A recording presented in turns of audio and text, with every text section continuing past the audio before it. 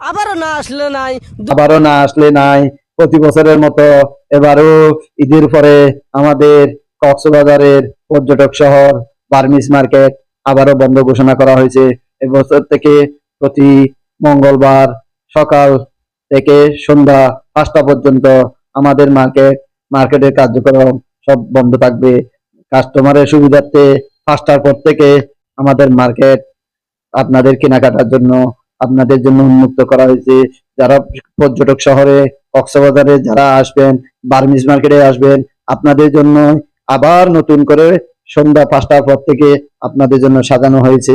আপনারা আসবেন, আমাদের মার্কেটে আসবেন, সৈকত টাওয়ারে আসবেন। সৈকত টাওয়ার আমাদের বার্মিজ মার্কেট, যেটাতে আপনি আচার, চকলেট সবগুলাই পাবেন। আপনারা দামাদামি করে নিতে পারবেন। এখানে ভালো ভালো প্রোডাক্ট পাওয়া যায়। আপনারা এখানে আসবেন, দেখে শুনে নিতে পারবেন। শুধু কাস্টমারের সুবিধার্থে, পর্যটকদের সুবিধার্থে এখানে মার্কেটের বিভিন্ন মানুষ বিভিন্ন জায়গা থেকে পর্যটক শহরে আসে। সেজন্য আমরা আপনাদের চিন্তা করে আমাদের মার্কেট খোলা রাখছি।